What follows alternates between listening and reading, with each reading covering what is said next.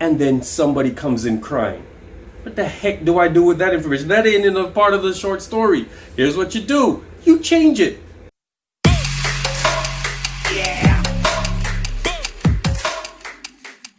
Welcome back to the Angry Teacher channel. This is Richard Williams, the Angry Teacher, and here at the Angry Teacher, if it's your first time, we talk about all things education, whether it be college, whether it be academics, whether it be athletics. Whatever I do in my classroom, I'm sharing it with you all. All right? That's what we do here. If you've been here before, welcome back. I appreciate you. You know I love you.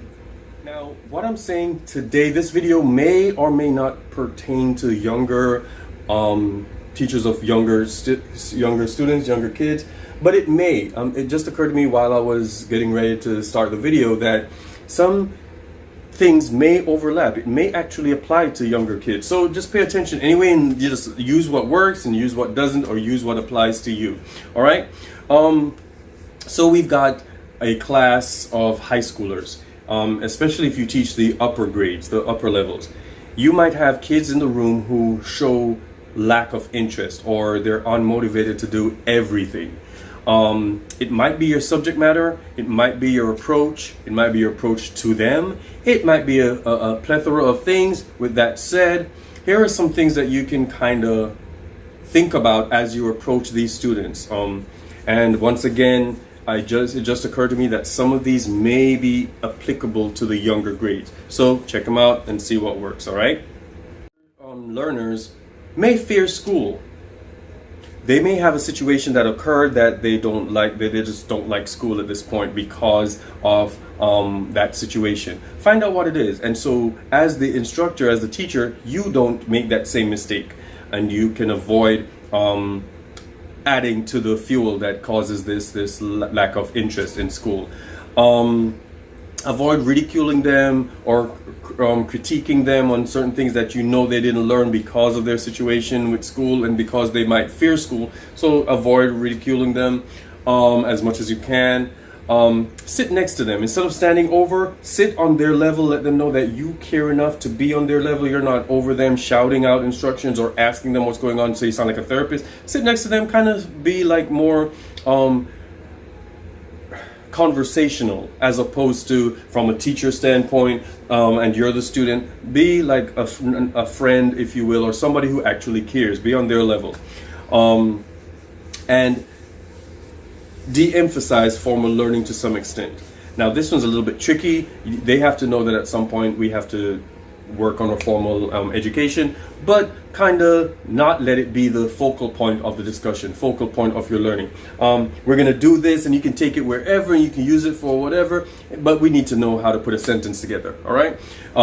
This is how you write with you're filling out your charts at work, you're filling out your reports. We got to know where to put the commas. You know, make it something that is not necessarily only about the formal education, but they can use it in their regular lives and they see the point of it. And once again, if you have to make it fun, make it fun. But that's how you reach some of these who fear school. Some of the older kids and some of the youngers and adults, they may, for number two, they may have problems, basic needs problems at home. So if you find this out, sometimes schools don't tell you, but if you find out from the kid, you've talked to the person and you found this out, go ahead and refer them to services. See if you can come up, maybe you can work on it together. Let's look, okay, you're living on someone else's couch, you're couch hopping. Let's find some services for you. So you know, and you might have to give up some of your time, or make it a class assignment so everybody does it, so that they don't feel targeted by you, or you know, kids picking on them or whatever. So make it a class assignment, or have them look at different services that they can get in the area. If it's something that you can help out with, that's even better. Work with them. Some of them, because they have needs at home that cannot be met by the people at home, they might have to get a job. So kind of work with them, kind of figure out, okay, if you can't do all this, then do part of it, and then I'll see if you can, if you participate in class, I got you with the grade for that, or something like that. Kind of work with them because they have problems that you cannot fix outside in their home. So kind of work with them in the classroom, all right? Or find them services. or be that person for them. Maybe they have no one to talk to. Maybe everything is fine at home, but they just have no one to talk to. Be that person. All right? Don't forget to like, comment, subscribe, and ring the notification bell for the next Angry Teacher dope video. It's coming out soon. Yes, you know it. Every Friday, Saturday, Sunday, there is a new dope Angry Teacher video. So check them out. Join the family. Let's have some fun. Number 3, they might find it difficult to plan for the future. And I've told you I worked in the inner city before. I've told you that. That's where I work now. And sometimes it's a very difficult neighborhood, meaning I'm not afraid of for my safety, but just the mindset of some of the kids, that they see that some people aren't doing anything, and they might think they won't amount to anything, so they might not try to do anything. What's the point? That's the whole sentiment of their minds or their lives. I'm just doing this because my mama won't let me stay home, or until I'm 16, then I'll drop out and find something else to do. Whatever the sentiment is in their head, I need you to kind of set goals with them. Kind of sit down and have them figure out, okay, you said you wanted to do this. You wanted to get out of here. You wanted to join the Navy. You wanted to do so many things. We got to set goals for that. In order to do that, the Navy requires you to have this. Let's have this so we can move on from here to that next goal.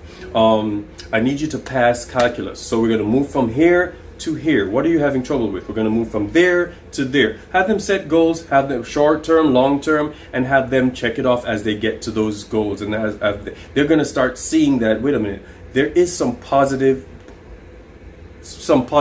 to what we're doing. There's some movement in my life. There's something I can accomplish because I've set these goals with my teacher. And be prepared to develop supplemental lessons. Sometimes you have in your head, we are going to analyze this short story. That's all I planned. We're going to break it down and we're going to do the great Chris strategies, and we're going to do the DI and all this fancy stuff. And then somebody comes in crying. What the heck do I do with that information? That ain't in a part of the short story. Here's what you do. You change it. At some point, you have to have supplemental lessons, because especially the older kids, life happens to these bad boys really hard.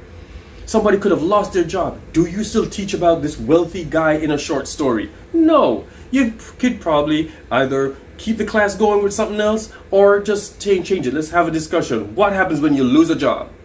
Or somebody heard about somebody who got shot, so the whole class is solemn. Why am I going to teach a Ernest Hemingway short story at this point? Or F. Scott Fitzgerald, where everything is all about the glitz and the glamour of the 20s, the roaring 20s. I'm not going to do that. So at some point, you have to have supplemental lessons or be able to think on your feet. Okay, I can't do that math lesson because everyone is mourning the death of their best friend who got shot in the neighborhood 2 hours ago. Let's change up. Let's have something else that we can go ahead and do. Let's have a discussion. Let's have a how are you feeling today moment. All right? So as a person who cares for these older, and you know what, like I said, if it applies to the younger learners as well, because they come with their issues too. And there's probably not even as serious. If somebody stole their bike the other day, then they don't have any focus. They don't want to learn their ABCs or how to work on their. Do they still have that program? It's like a reading program that they do, or their reading program on a computer. I can't remember what it's called right now. But they don't want to do that because somebody stole their bike. That's the central focus of their day. So you might have to have a supplemental lesson. How do we recover from loss or something? All right. Number 4, the last thing that you can help your older learners with is know that they might be embarrassed or ashamed of not being able to perform for you or to perform in general.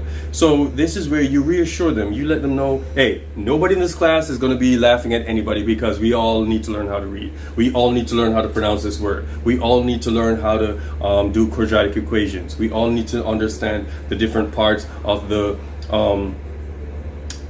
periodic table. When everybody's in the same boat, then nobody can say I'm captain. Does that even make sense? Anyway, whatever.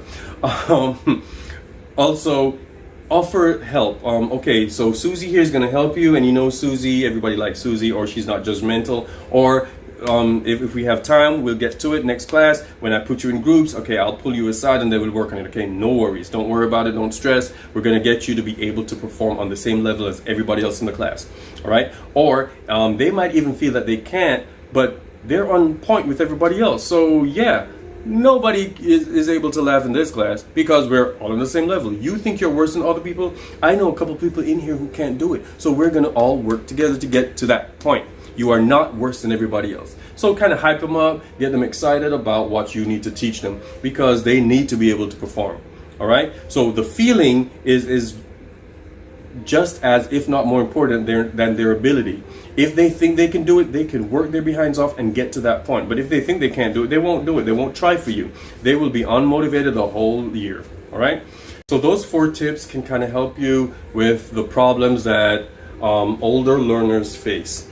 And let me know in the comments down below what works, what else you do, and so we can start a conversation, because we got to reach these kids. We got to help the younger ones and the older ones, even the adult learners. All right?